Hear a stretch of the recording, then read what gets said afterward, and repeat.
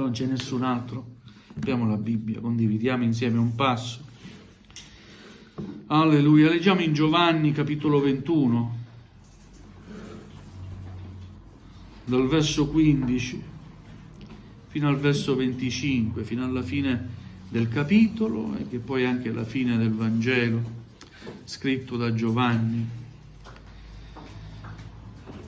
Giovanni capitolo 21, l'ultimo capitolo, dal verso 15, leggeremo fino al verso 25. A Dio sia la lode e la gloria. Amen. Quando ebbero fatto colazione, Gesù disse a Simon Pietro: Simone di Giovanni, mi ami tu più di questi? Egli rispose: Sì, Signore, tu sai che io ti voglio bene. Gesù gli disse: pasci i miei agnelli. Gli disse di nuovo una seconda volta: Simone di Giovanni, mi ami tu? Egli rispose: Sì, Signore, tu sai che io ti voglio bene. Gesù gli disse: pastura le mie pecore. Gli disse per la terza volta: Simone di Giovanni, mi vuoi bene? Pietro fu rattristato che egli avesse detto per la terza volta: mi vuoi bene? E gli rispose: Signore, tu sai ogni cosa, tu conosci che ti voglio bene. Gesù gli disse: pasci le mie pecore. In verità ti dico che quando eri più giovane ti cingevi da te e andavi dove volevi, ma quando sarai vecchio stenderai le tue mani e un altro ti cingerà e ti condurrà dove non vorresti. Disse questo per indicare con quale morte egli avrebbe glorificato Dio. E dopo aver parlato così gli disse: seguimi. Pietro, voltatosi, vide venirgli dietro il discepolo che Gesù amava, quello stesso che durante la cena stava inclinato sul petto di Gesù e aveva detto: Signore, chi è che ti tradisce? Pietro dunque, vedutolo, disse a Gesù: Signore, e di lui che ne sarà? Gesù gli rispose: se voglio che rimanga finché io venga, che ti importa? Tu seguimi. Perciò si sparse tra i fratelli la voce che quel discepolo non sarebbe morto. Gesù però non gli aveva detto che non sarebbe morto, ma se voglio che rimanga finché io venga, che ti importa? Questo è il discepolo che rende testimonianza di queste cose e che ha scritto queste cose, e noi sappiamo che la sua testimonianza è vera. Ora vi sono ancora molte altre cose che Gesù ha fatte, le quali, se si scrivessero una ad una, credo che il mondo stesso non potrebbe contenere i libri che se ne scriverebbero. Amen. Amen. Accomodatevi pure. Gloria al Signore. Alleluia. Gesù è risorto. Amen. Amen. Amen. Nel contesto qui della storia, Gesù è risorto e va a incontrare i suoi discepoli, e diverse volte li ha incontrati perché erano sgomentati, afflitti, scoraggiati, proprio come a volte siamo noi. E Gesù va per farsi vedere e anche per farsi toccare da qualcuno in modo particolare, che la prima volta quando è apparso e poi gli hanno raccontato, dice: io non credo, se non tocco con le mie mani le sue ferite, il suo costato, io non ci credo. Tommaso. Poi Gesù gli appare e dice: Tommaso, vieni, tocca. E poi Tommaso: oh Signor mio e Dio mio. E Gesù non lascia mai i suoi discepoli nello sgomento. I discepoli erano comprensibilmente, umanamente parlando, afflitti e scoraggiati, perché quel Gesù che avevano seguito per 3 anni, che gli avevano visto fare cose grandi, miracoli, non era più fisicamente con loro, anche se Gesù li aveva avvertiti tante volte che lui doveva morire, offrire la sua vita, versare il suo sangue e pagare con la sua vita il prezzo che chiedeva la legge per poter riscattare tutta l'umanità. Li aveva avvertiti tante volte. Non avevano compreso. Ci sono cose che a volte ci rifiutiamo di comprendere, perché non abbiamo quella visione spirituale, quella mente spirituale, per comprendere le cose spirituali. Vogliamo in questa mattina chiedere al Signore una mente spirituale e chiedere al Signore una visione spirituale, oltre che un cuore rigenerato. Amen? Amen. Alleluia, perché altrimenti perdiamo di vista perché siamo qui, perché abbiamo incontrato Gesù, che ruolo abbiamo in questo mondo, perché dobbiamo servire il Signore. Amen? Alleluia, vedete, Gesù appare, si rivela, si fa vedere ai suoi discepoli.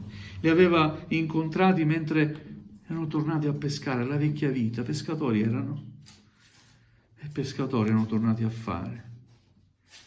Non avevano preso nulla.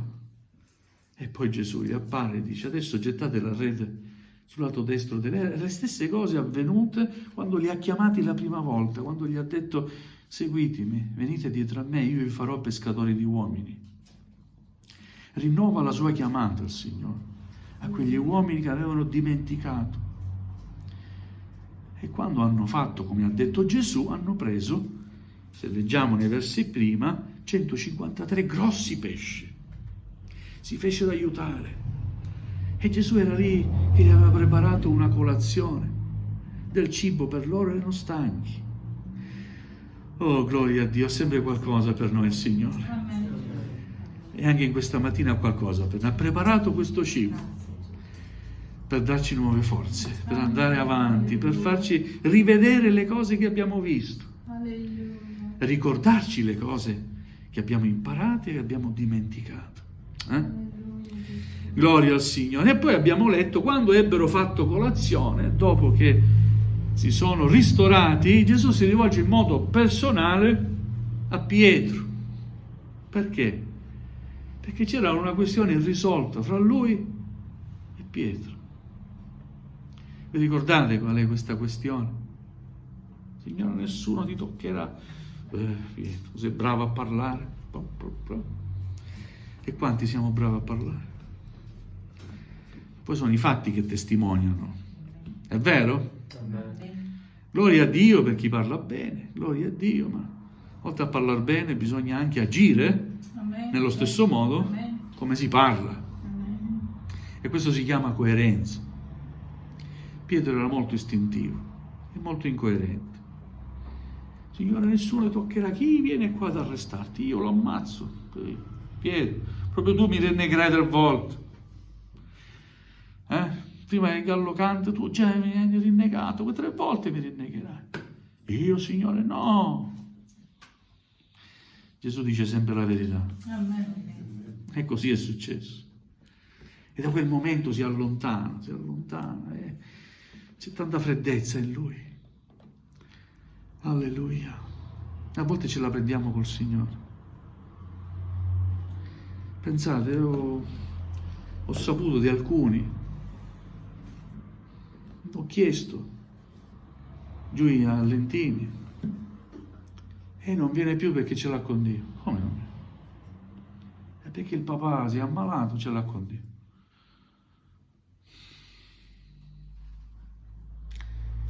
Non si ama il Signore in funzione delle cose che ci devono, le cose buone che dobbiamo, che pretendiamo ci siano nella vita. Si ama il Signore per quello che Lui è. Amen. Poi per quello che fa. Amen. È vero? Amen. E se dobbiamo vivere nella malattia, vogliamo continuare lo stesso ad amare il Signore. Amen. Non possiamo dare la colpa al Signore. Tutti ci ammaliamo. Possiamo ammalarci tutti. Il Signore può guarire, è vero. Amen. E se non lo fa, Lui, o sbaglio, è il Signore. Amen. Può fare quello che vuole. Amen. È il Signore, è il tuo Signore. Amen.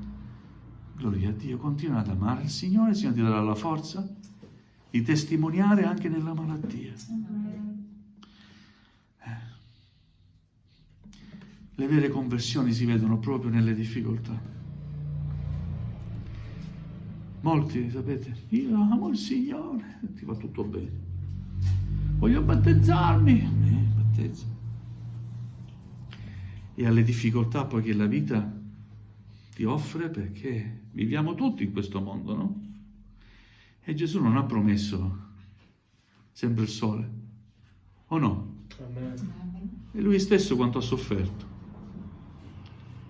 E la Chiesa primitiva, la Chiesa nata, ora dopo questi avvenimenti, dopo la Pentecoste, i discepoli vanno, fondano chiese, le persone si convertono, e quanto hanno dovuto patire quei nostri fratelli, perseguitati ancora. Hanno sofferto. Qualcuno ha rinnegato il Signore, qualcuno è rimasto fedele. E noi dobbiamo imitare la fede di quelli che rimangono fermi in quello che hanno creduto. Possiamo dire amen. Amen. Alleluia, anche se splende il sole o c'è la tempesta, io rimarrò sempre al mio posto a lodare il mio Signore. Se Lui permette la tempesta, c'è un motivo. Gloria a Dio. La cosa più importante è rimanere nelle sue vie. Pregare, aspettare il suo intervento. Con fede. Quella donna 10 anni ha aspettato. E ha un meraviglioso marito adesso. Proprio, veramente. Ripeto, ogni volta che parla di Gesù, piange. Come è potuto cambiare? Quelle preghiere sono salite in cielo. Dopo tempo, tanto tempo, dice, ma sono 10 anni. Quella donna è stata brava, e vuoi che ti dica? Ha premiato, Signore, la sua fede, ma in un modo potente. E noi vogliamo imitare questa fede. Non vogliamo essere di quelli che litigano con Dio, possiamo anche litigarci, ma è bello anche fare pace dopo, o no? Amen.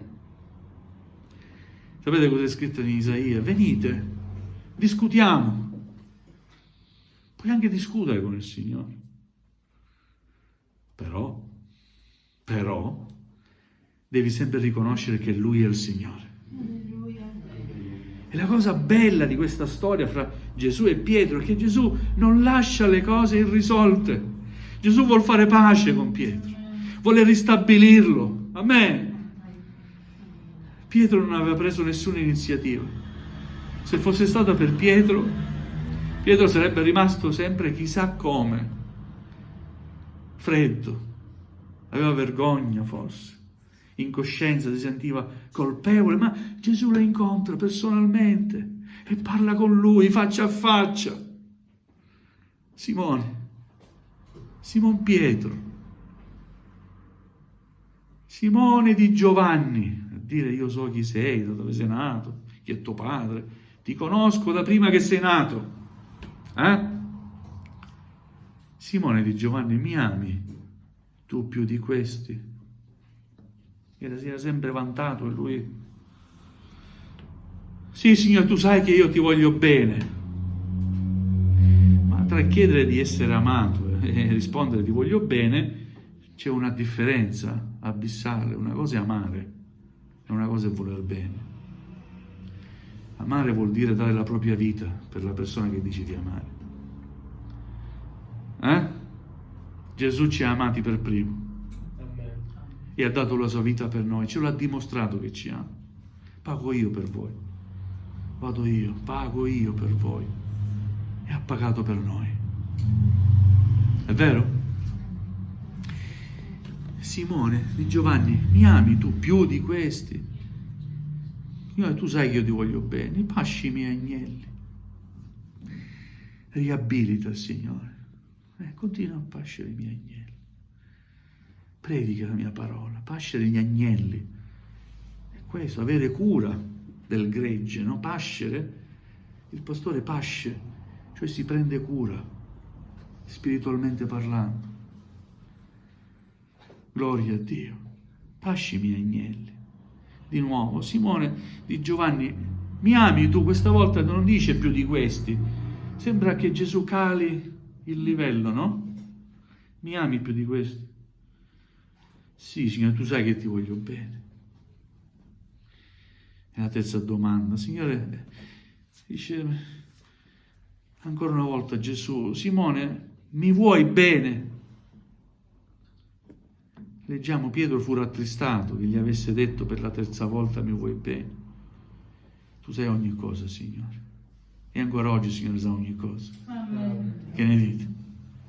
Tu sai ogni cosa, Signore. Tu sai quanto ti voglio bene, dove posso arrivare. Tu sai.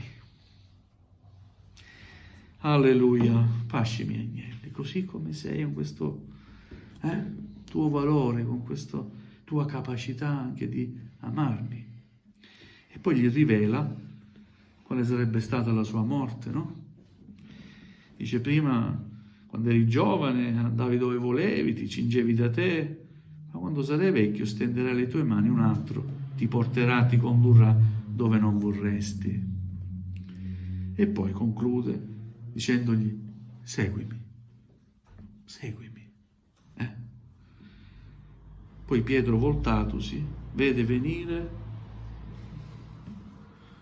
il povero Giovanni, che anche lui, come scrive, veniva definito il discepolo che Gesù ama, come se agli altri Gesù non li amasse. Fa favoritismo Gesù? Io credo di no. Gesù ci ama allo stesso modo. Siamo noi che lo amiamo in modo diverso. Siete d'accordo? Ma lui non ha nipoti, cugini, figli, no? Lui ha figli. E ci ama come figli. Ci ama allo stesso modo. Solo che vedevano, Giovanni aveva un rapporto particolare con Gesù e Gesù gli permetteva di poggiare il proprio capo, la testa, sul suo petto. È il discepolo che... E di lui che ne sarà? Spesso guardiamo sempre agli altri.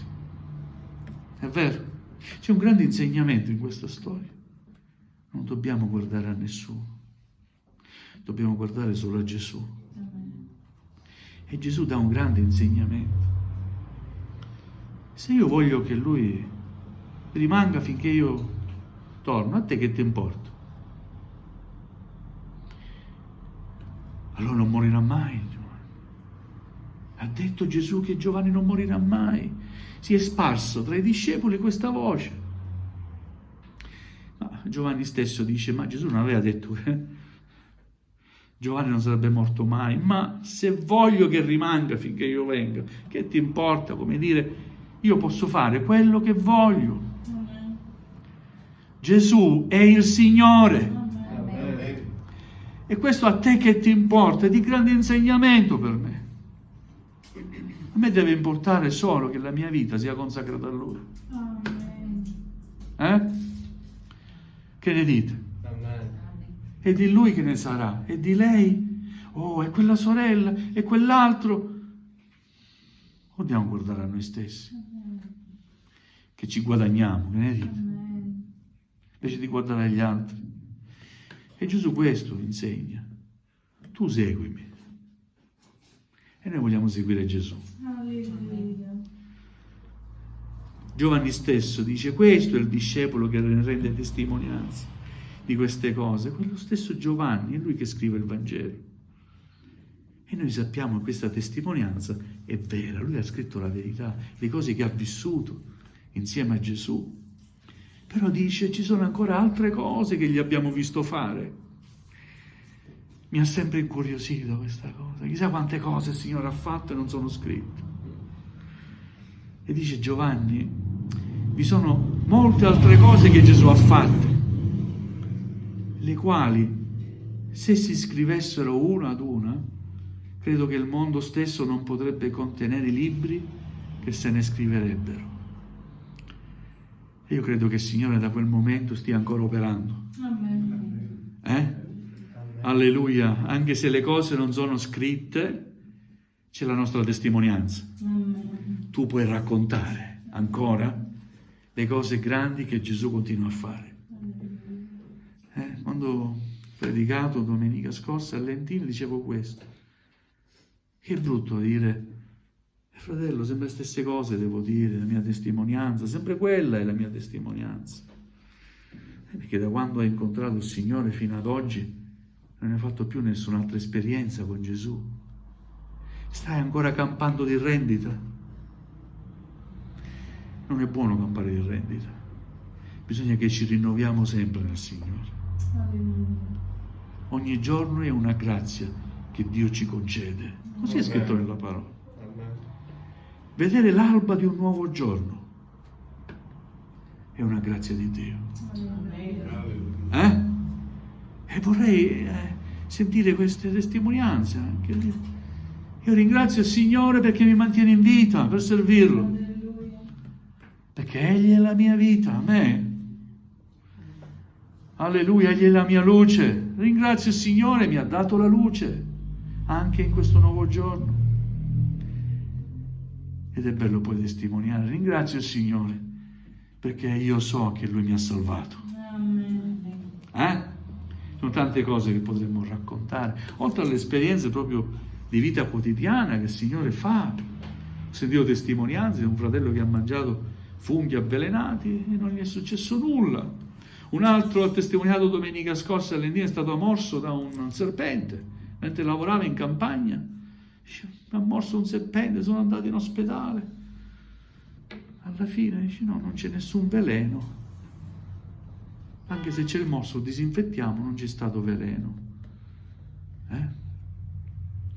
Noi abbiamo glorificato il Signore domenica scorsa, perché non è scontato che trovi un serpente che non abbia veleno, non lo so io. So che non gli è successo niente, ha testimoniato domenica scorsa. Ce ne sono cose da raccontare, o no? Signore, darci sempre modo di raccontare qualcosa per la tua gloria. Amen? Alleluia, gloria al Signore. Non so se questa mattina qualcuno ha una questione risolta con il Signore, non lo so, però vogliamo ritornare ai piedi del Signore.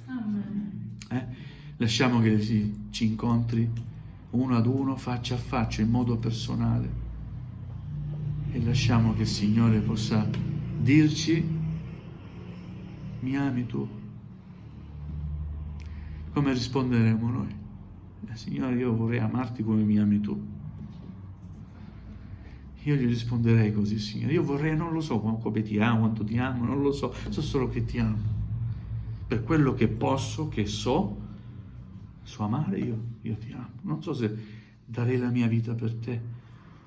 Forse sarà in quel momento quando accadrà, non lo so. Ma se dovesse accadere, Signore, non mi metterei mai in queste condizioni, non lo so. Ma sappiamo che dobbiamo amare il Signore. Amen. Amen. Vi invito ad alzarvi in piedi, vogliamo chinare il nostro capo.